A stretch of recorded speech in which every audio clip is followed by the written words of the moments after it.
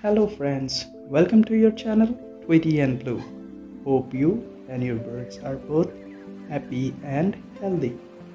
As you have already guessed, today's video's topic will cover details of how to successfully breed your hand-tamed conures at your home with proof.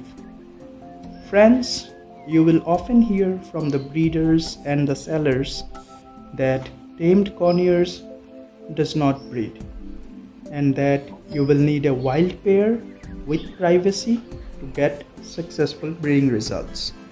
Well, let me tell you, that is not true. Yes, you have heard me right, because tamed conure pair do breed successfully even with clipped wings. Please watch the full video without skipping, as I will cover the details of breeding conures for successful result from day one. For more videos on this topic, subscribe to the channel if you haven't subscribed yet. So next time, if you are confused whether to get a tamed or a wild pair for breeding, you can choose a tamed pair, provided you want to enjoy the company of your tamed birds and also experience how it feels when your pet birds breed at your home. I'll share my personal experience in a step-by-step manner in this video. So here I present you the story of TweeTyandBlue and their first fertile clutch. So friends, I got Tweety in the year February 2020. Honestly, at that point, I had no clue if I want to get him a pair or explore breeding. I just went to a breeder and got him, as he was a free flight pineapple baby conure.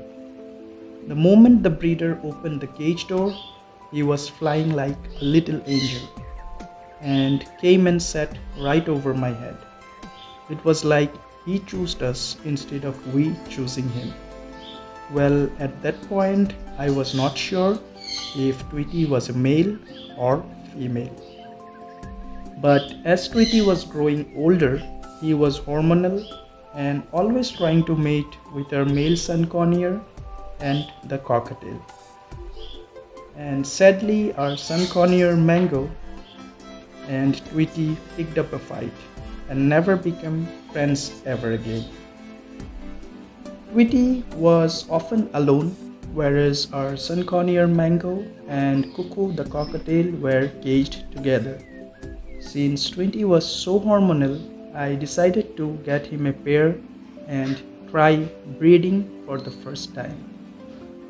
So the first thing I did, and that you should all do, guess what? Get another bird, right? Well, that is not right. First thing that we need to do is get a DNA test done for the bird you already have. That way, you are 100% sure about your bird's gender, unless the tests are incorrect.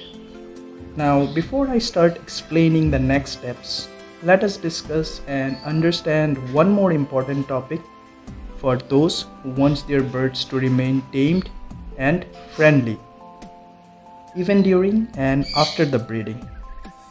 So guys, it is very important that you are strongly bonded to your birds individually, and both of them should trust you and feel safe when they are around you or you are around them. Skipping this major point will ruin your wonderful experience of breeding your tamed pair. Now, look for a new conure to pair your already owned bird and ensure that it is of an opposite gender. Also try to get a bird which is still younger, as they will bond with you easily. So this time, go for a bird which already has a DNA paper and the gender of the bird is confirmed. If you get a bird without DNA paper, then there are equal chances that your new bird is of the same gender as the one you already have. And if they are both male, then you will never see a single egg no matter what you do, or you will see your breeding box cage flooded with infertile eggs, which is definitely something you don't want, as unfertile eggs will never produce a baby inside. So now after you have 100% DNA sexed male and a female bird, what next? Cage them together? Definitely no.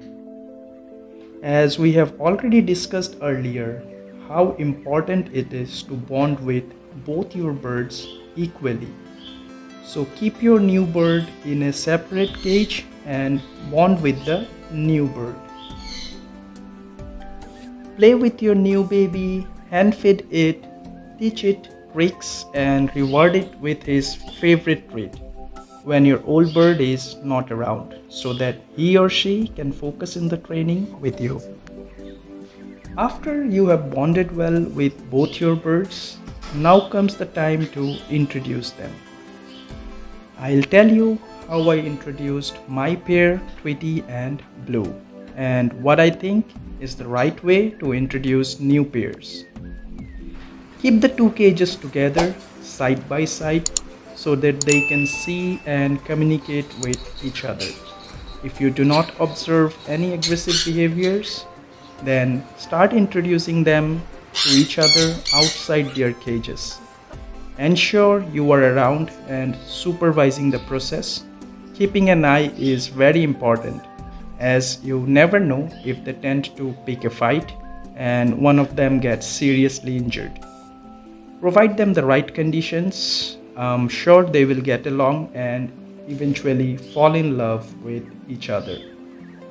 But friends, they are still not ready for their first clutch.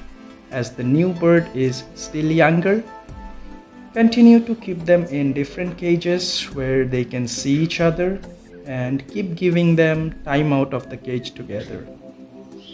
Once you are sure that both your birds are at least 12 months older, introduce them to the same cage.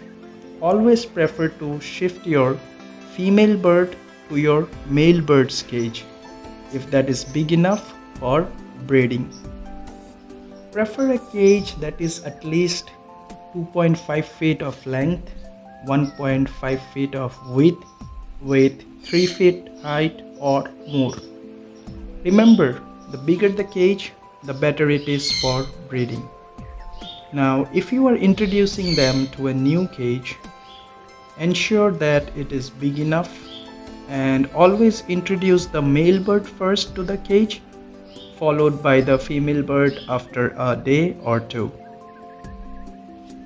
But, please be patient, as they are still not ready for breeding. So, please do not put a breeding box in your cage yet. Let them spend enough time with each other, both inside and outside the cage. Once they are both at least 18 months or more, observe for signs from your male bird. If he is searching for a nesting area in your cupboards or other places and shows mating behavior, because now is the right time to give them a safe breeding box of recommended size with nesting material. I prefer breeding boxes that can be hanged outside the cage, with the entrance being accessible from inside the cage. Also, the ones with a breeding door to check the breeding progress is most suitable. Well friends, so here comes the most important time, as patience is a key role here. Don't keep checking the breeding box daily, but observe your bird's behavior. They will not go inside the breeding box instantly. The male bird will first inspect the breeding box, and if he feels that this is the right place to breed, he will let the female bird know the same. During this time, it is important that you give them abundant food supply and calcium blocks. Offer them soft foods, as that will generate their breeding tendencies. For details of what soft food I offered my birds during the breeding, do follow my channel and also drop your comments. I'll upload a video with the details of what soft food I provided Tweety and Blue during their breeding phase. Now, once your birds starts going inside the breeding box, it is better not to disturb them often. During this period, giving them privacy is important, but that does not mean disconnecting with them completely. Keep giving them cage out time, continue to hand feed them, and do stay connected to your birds. Once you notice your female bird is spending more time inside the cage, you know you are soon expecting some great surprise. Check the breeding box once daily through the breeding door, and you will soon discover an egg inside. Well, congratulations, that's it. You have successfully got your hand-tamed birds breed at your home. Now, it is safe to not touch or check the egg for the next 6 days so that the pair can incubate the eggs properly. After your bird has sat over the eggs for 6 days or more, you can check if the egg is fertile with the help of egg candling. Check the link on the I button to know more about what is egg candling. Friends, that's all for today's video. For more videos on tamed Conure's breeding progress, do check out my available videos in the breeding progress playlist. And for more such useful videos, subscribe to our channel Tweety and Blue and share the same with your friends and family and other bird lovers if you have found it informative and enjoyed watching this video. Thank you.